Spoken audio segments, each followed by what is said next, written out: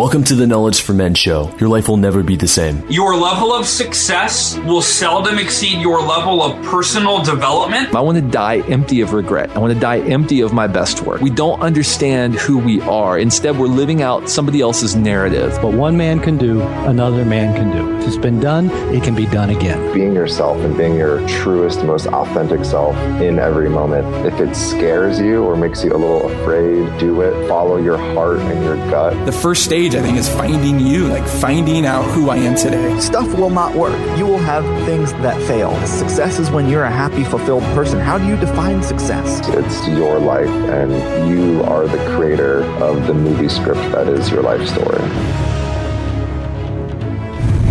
Knowledge for Men is now doing live men's retreats in San Diego, California. Imagine 3 days of intense personal development training with 10 other like-minded men all pursuing greatness in life, business, and their relationships. You are not alone on this journey. Come to San Diego and experience The Awakening, a real cutthroat program designed to give you the tools you need to go from where you are now to where you want to be. There are only 10 spots and it's filling up quickly, so go to kfmretreat.com to learn more and apply for the program. Again, that's kfmretreat.com. All right, guys, welcome to the show. I'm here with Adam Braun. He is a New York Times bestselling author of the book, The Promise of a Pencil, How an Ordinary Person Can Create Extraordinary Change, the founder of Pencils of Promise that began with $25 and has since broken ground on over 250 schools around the world. So he has been named Business Insider's 40 Under 40, Wired Magazine's 50 People Who Are Changing the World, and was selected as one of the World Economic Forum's first 10 global shapers. Adam, it's a pleasure to have you here on the show. Oh, it's my pleasure to be on. All right. And so, Adam, we kickstart off every show with a favorite success quote of the guests or some sort of saying that they've lived by. So what do you got for us? And then share with us what that means to you, why you chose that. Sure. I chose a quote by Rilke, which is, "Live not in dreams, but in contemplation of a reality that is perhaps the future."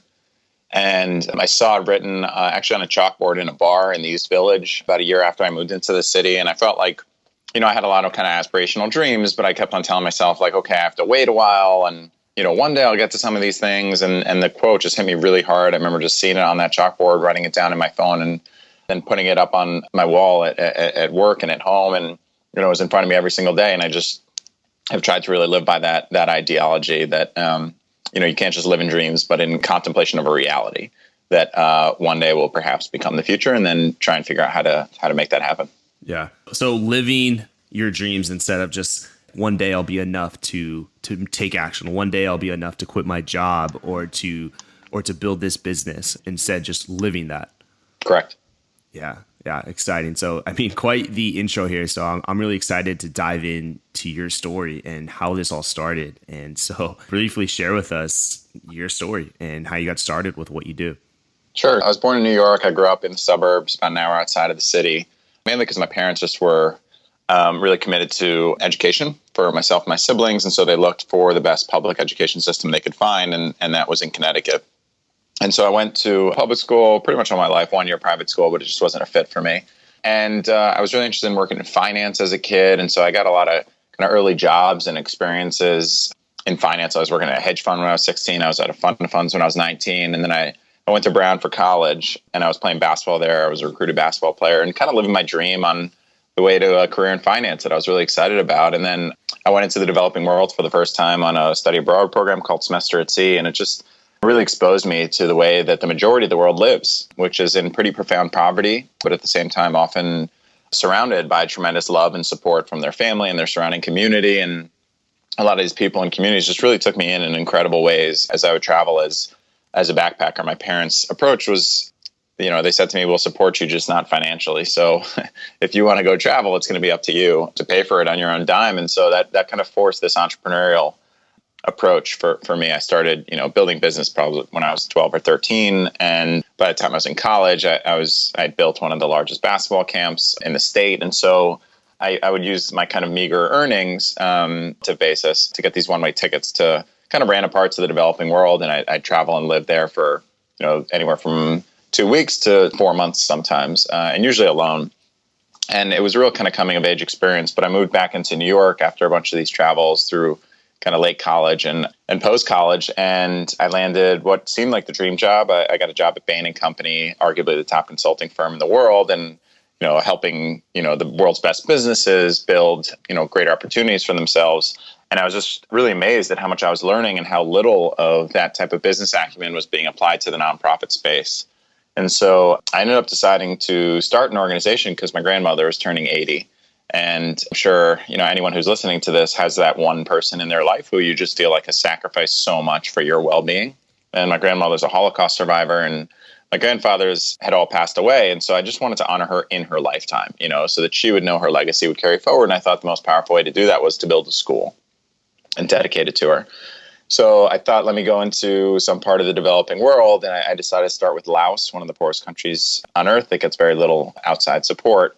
And the goal was to build one school, raise about $25,000 through whatever means I could, which started with small events. I asked friends to give donations instead of birthday presents to kick off the organization. So my birthday party was the start. And eventually, kind of just through crowdsourcing and small contributions, raised the money to build one school. And I went out to Laos, I got the first school built, and I came back, and my job, while still interesting, it wasn't fully kind of serving my sense of purpose. And that's the promise was. And so I left in March of 2010 to work on this organization full time, initially kind of out of my apartment, no staff, nothing really, just a really great volunteer team and the knowledge that we could build something extraordinary. And so fast forward 5 years since then, we've now built over 300 schools around the world. We have more than 30,000 students in our programs, and we break on a new school every 100 hours. And so the organization's seen tremendous growth, but it's really been through just, kind of average people hearing this story and deciding, something I want to contribute to the well-being of another, in particular, a child in poverty, and I want to get them access to education. And that's what's kind of led to the growth of the organization. And eventually I decided to write a book, not only sharing the story of the organization, but more importantly, the lessons learned along the way that I thought would be applicable to anybody else, regardless of, whether they were a 15-year-old or a 55-year-old, and whether they worked in the nonprofit space or the for-profit space. And that created the book, The Promise of a Pencil. And it's framed around these 30 short mantras. And, I just believe in the power of like these kind of, quick, pithy phrases that you can write down on your wall or, serves as a guidepost for your major decisions. And so each chapter is a short story, and that short story is titled with a mantra. And these mantras are just kind of taken off and really resonate with a lot of people. Wow. Incredible story here. I'm wondering, when you were at your job at Bain, obviously, like you said, arguably just a great company to come right, out of college, go into that position there. It seems like a huge career shift for you. You said the job wasn't serving your purpose. Can you talk more about that? What were you feeling inclined to do, and why take the risk of quitting this great job and this future opportunity to start a nonprofit and take that risk? What I think is really important is the phrase I use is understand your island. So, if you think about where you want to be one day, it's very hard to figure out what your end goal is, or at least your next big goal. But I think that's the most important thing, is to understand, like, in your dream of dreams, what would you have accomplished? And in my dream of dreams, it was to build one school. So that's the island I wanted to be on. I wanted to, anyone who knew me since I was 21 and started traveling would tell you that I had told them, one day I'm going to start an organization that's going to build schools for children in poverty throughout the world. That was like my dream. And I thought, well, the best way for me to get there is to land a job in finance to make a ton of money, and then to use my money and my relationships and kind of network and influence when I'm in my 40s or 50s and I've made a ton of money, put almost all of it into a great organization and ask, my peer network to contribute as well. So that was the plan. And Bain was this great job that would help me further that plan, right? I mean, I could work there for 2 years and I could go work for pretty much any hedge fund or private equity shop, because they all reach out with headhunters starting in your second year, offering huge compensation. But again, the island was not to be a hedge fund manager. The island for me was to one day end up running an organization that did high impact education work.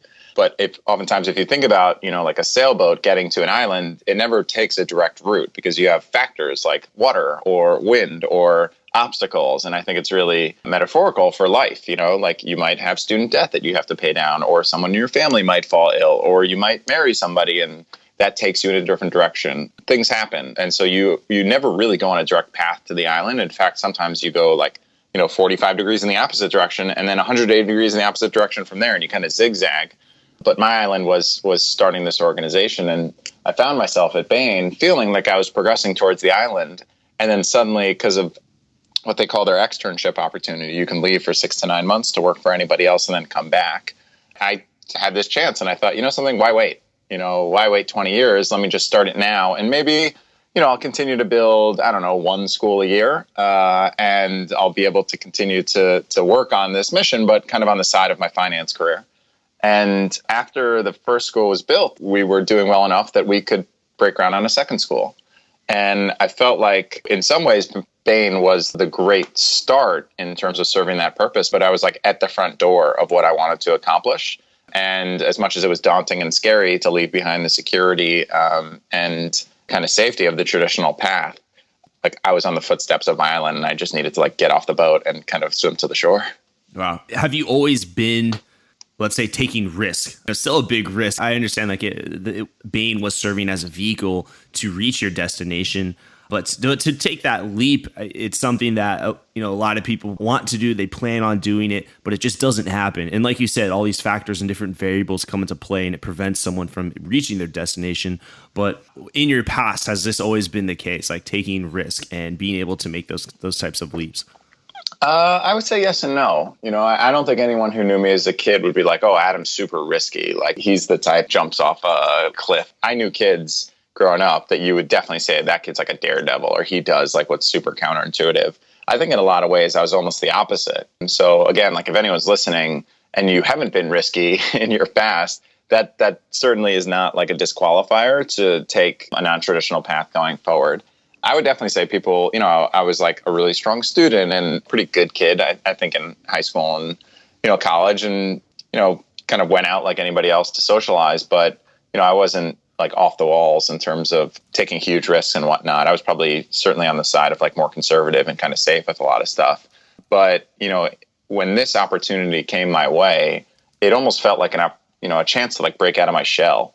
It was like the first time that I had really gone against the grain, because I had gotten good grades in high school and gotten into a good college and, kind of played the straight path by being a responsible athlete for the first 2 years of school before I had ankle surgery and decided to start traveling and ended up with a great job. The one thing that I think people would say like, oh, this was really risky was in the way that I traveled, because I had backpacked through more than 50 countries by the time that I was 25 or 26 or something like that, maybe even younger, 24. And almost all of it was done from the ages of 21 to 24, and traveling alone through those environments by most people's standards would be very, very, very risky for sure. And I certainly had some bad things happen to me. I mean, I write about when I had a gun pulled on me in Guatemala in the book. And there's a lot of stuff I write about that certainly wasn't always the safest path. But when you feel alive in those moments in which for you, it's like, I have to go do this. It was almost more risky for me to stay in finance, if that makes sense, than to go pursue this path, because it wasn't a sense of like passion. A lot of people talk about passion, and I think millennials in particular are always like, I think passion is really overrated. I think purpose is what's enduring. And passion, you can get excited about something, but then it goes away. Purpose is like, this is literally why you're here. And that's how I viewed it. I genuinely believe I'm here to have started Pencils of Promise, to go do whatever I go do next will be grounded, not in a place of passion, but it'll be grounded in a place of purpose. And when you feel that way, it feels like a greater risk to not kind of listen to the voice deep down inside than it does to kind of listen to like the sane, rational voice in your head. Yeah. Do you think that what separates those who go on and do something great or doing something that matters versus those who stick the traditional, I guess you say, straight path, it's coming down to awareness of purpose or living or following their purpose? I mean, I think it's one of the differentiators. There's a book called Man's Search for Meaning by Viktor Frankl that my mom gave me when I was, I think, entering college. I mean, somewhere between ages like 17 and 20, she gave it to me. But it was really, really profoundly impactful for me, because it talks about that this guy, Viktor Frankl, was a psychologist and a leading psychologist. And then he was put into Auschwitz during World War II in the concentration camp. And that's the same concentration camp where my grandmother was and where she lost every member of her family. And so, it had a personal resonance, but he kind of looked at his experience there through the lens of a psychologist. And, essentially observed that it wasn't the strongest physical people that were surviving in the ways that others weren't. The key component of those who were surviving versus those who were perishing was that those who were surviving felt like they had something past the camps to live for. And maybe it was that a family member was waiting for them, or they were supposed to go on and like become a world-renowned X. But they had a real sense of purpose. They had a reason for their survival, and it wasn't grounded in anything other than purpose and meaning. And so he created a study called Logotherapy, a type of psychiatry. Logo is, I believe it's Greek, but it's the Greek word for meaning.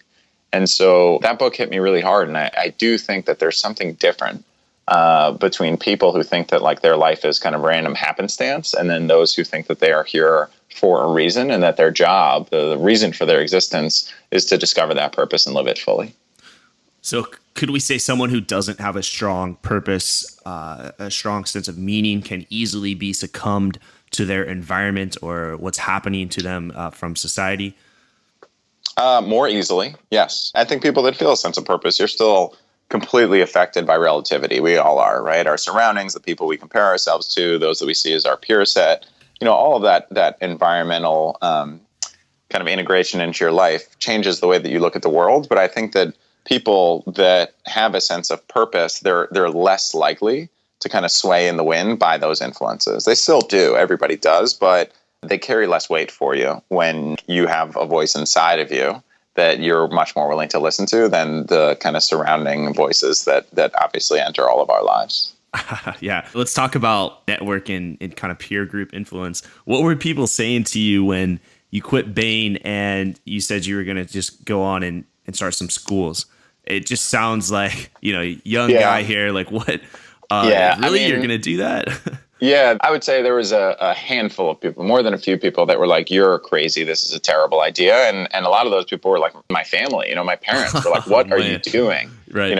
Like we work so hard so that you can get into a position to get a job like this and, like don't squander it. I mean, back then the starting compensation for someone that was going to be a starting associate, which is like a third year out of college, 2 years of training at Bain, first year at a place like one of these big private equity shops that I was getting recruited by, your starting compensation was expected to be about $250,000. And I was 24 getting those phone calls, and I left to start a nonprofit with $25. And so a lot of people were like, why would you ever do that? This doesn't make sense. I think there was a lot of people that were like, hey, I'm excited about it. Like, good for you. But I think probably as soon as they left me, they went over to somebody else and they were like, this guy's nuts. What is he thinking? So, I didn't have a lot of like external reinforcement that told me that this was a great idea. But, I've shared this a lot. Like, I didn't think Pencils of Promise was going to work, and I didn't hope that it was going to become successful. I knew without a shadow of a doubt. There was never any doubt in my mind that we were going to build hundreds of schools, that we were going to become a leading organization, that we were going to change thousands and thousands and thousands of lives. And when you weigh that against the notion of like, I will personally have a really big house and a big car, and that's that. It was a no-brainer in terms of not only like intrinsic value, but the extrinsic value that I would bring to my life in the world. And so by you living your purpose, did it attract the people who were in alignment to your purpose? Totally. Yeah, definitely. How did that play a role?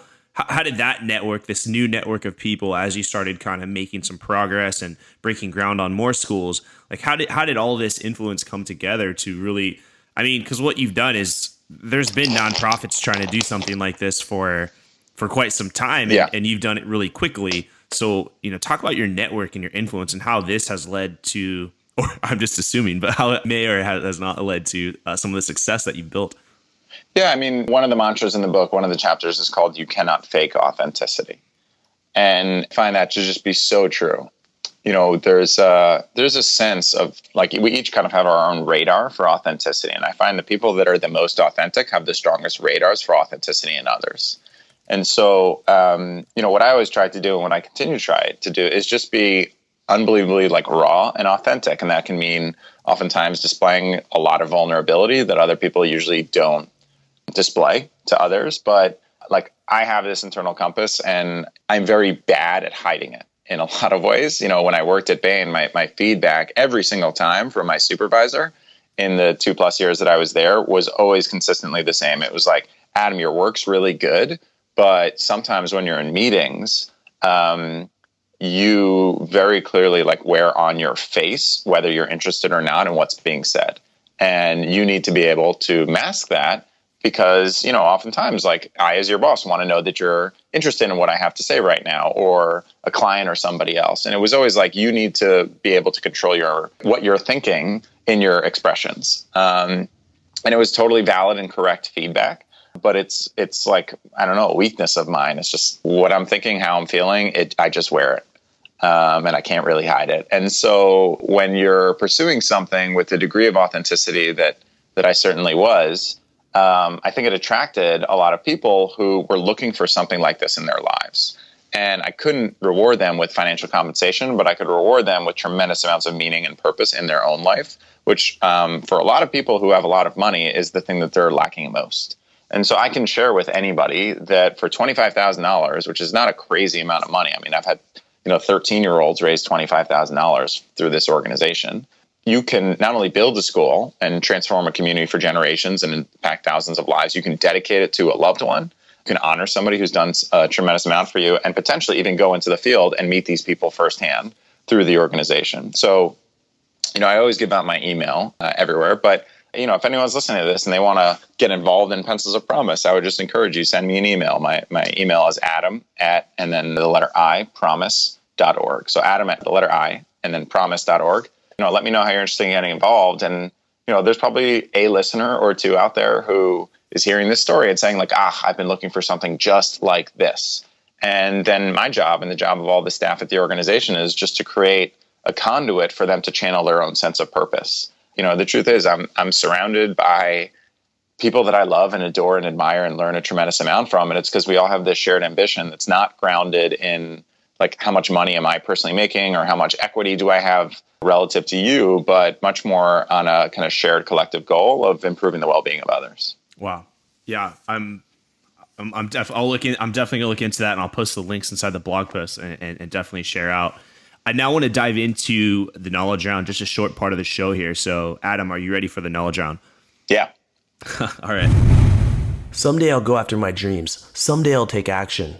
Wouldn't the world be a better place if we were all inspired? If the world wasn't full of uninspiring people?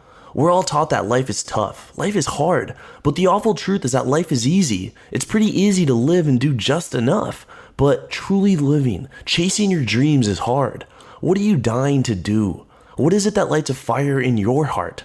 Don't wait till someday to answer this question.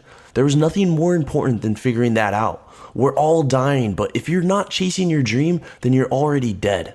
Guys, go to kfmretreat.com to apply for my retreat that will change everything. Go to kfmretreat.com to apply and be part of a program that will be a catalyst for redefining your life. Welcome to the Knowledge Round, where the guests will be asked rapid-fire questions to give the audience invaluable pieces of wisdom to help transform their lives. Starting in 3, 2, 1, showtime. The first question I have for you, Adam, is what advice would you give to someone who's feeling kind of lost or unsure of what they should do? My advice is very simple. You have to get out of your comfort zone. True self-discovery begins where your comfort zone ends. And so anyone who's kind of lost or unsure of themselves, they need to, find some way to get out of your comfort zone. That can be like take a class or a course on something that you're totally unfamiliar with. It could be, tap dancing, or learn how to code, or join a volleyball team if you've never played volleyball team. I don't know. Or it could be separation from a bad relationship, or, surround yourself with a new friend or two. Or the most powerful way I find is usually through travel. And so find some way to get out of your comfort zone. You'll start to discover not just what you are, but who you are. Adam, what was holding you back from becoming the man you are now today? I think the thing that at certain points in time held me back is what holds back most people, and that's fear. There's a tremendous amount of paralysis that occurs as a result of fear, and the fact that we have these really big dreams and aspirations, and we think only about getting to the end dream instead of the small step that is required day after day after day to get there. And so I would just encourage any person to take that first small step. It's a lot less scary than thinking about how to get to the huge end goal. Got it. And can you name a person who's had a tremendous impact on your life, maybe a mentor? Why and how did this person impact your life? Sure. Ray Chambers is a guy who really tremendously impacted my life. I write about him in one of the chapters of the book. He's a hugely successful, I believe, billionaire businessman who was wildly successful in finance. And then I think in his mid to late 40s decided to retire and focus his career on serving humanity and just improving the world. And so he's now the UN Special Envoy for Global Health. He's responsible for the world achieving the Millennium Development Goals around health. And, this incredible guy, he's saved arguably eventually millions of lives through eradication of malaria, which he's personally the globe's greatest champion on. And he was kind enough to take a meeting with me. I think I was probably 27 at the time, maybe 28. And, just said, I'm interested in taking a meeting with you. And off of that one meeting, this huge figurehead who had no obligation to a young guy like me, not only changed my life in that meeting, but he took a real kind of risk on me. He started to support Pencils of Promise. He joined our board of directors. He started to open up a lot of doors for me and make introductions. And so it's just one of those things where not only did he change my life, but he reminded me how important mentorship is, and most importantly, how important it is for each of us to pay it forward. And so now I try and always use some part of my time to pay it forward with some other person younger than myself that I believe can be the next great change maker in some capacity. And so anyone that's listening, wherever your level of success is right now, I'd really encourage you to kind of take a step back and, reach a hand down to somebody who could be the next you. Yeah, I like that. And I want to ask too, just on this idea of mentorship, what do you look for in a mentee? I'm sure you get emailed, approached a lot. You have this, best-selling book. And so, there's a lot of people who surely, even just listening to this, a lot of people are like, oh, I'm going to reach out to him. What is it that you're really looking for, and what kind of sways you away? Like, hey, this isn't a good fit. Yeah, a lot of people ask me, like, how'd you find your mentor? And my answer is always my mentor picked me more than I picked them, right? I've reached out to a lot of people for advice and guidance and help, and I find that mentors almost pick mentees more than mentees pick mentors. So what the people that I mentor, and there's probably 3 or 4 of them right now, the biggest thing, in all honesty, that I look for is somebody who I really believe is going to do something transformative with their life. Like someone who's really going to be wildly successful, and success is defined in a lot of different ways, but somebody who's going to do something really big and impactful and is on a path to do something great. And that they're going to get there regardless because they just have that factor. And the hustle is there, and the work ethic and the integrity and the ambition. But I'm in a unique position where, given my life experiences and my professional experiences, I can really help accelerate their process and get them up the curve much faster than if they were kind of fighting that battle by themselves. So that's what I look for, is somebody who I think that is just extraordinary, someone that I believe in, that I'd be proud to introduce to others. And also, to some degree, one thing over time is great mentorship is actually a two-way value exchange. And so lately, I think great mentorship involves finding somebody that you can learn from as a mentor as well. I like that. And on to the next question here. What would you say is 1 or 2 of your most influential books that have helped you on your journey, and why? Man's Search for Meaning, which I referenced earlier, by Viktor Frankl. Right. Already shared a little bit about why. Yeah. The Alchemist by Paulo Coelho was a really influential book for me. Just the story of, a personal legend and kind of putting something out there and watching the world conspire in your favor. That was really powerful for me. And then my favorite book is Shantaram, which anybody can look up. It's a beast. It's like 1,000 pages, but turning every page was painful because it meant that I didn't get to, I was spending less time reading that book in the future. It's just beautifully crafted, beautifully written, an amazing story. And if you read that book and you read my book, you'll probably see the writing style was the one that most influenced my writing style. That's not the first time that book's been mentioned. Who is the author of that book? It is David Gregory Roberts. Okay. Yeah, just for the listeners. And okay. So this question here is more of a scenario. Imagine you had 60 seconds with your 20-year-old self. What would you tell him to do, and what would you tell him not to do?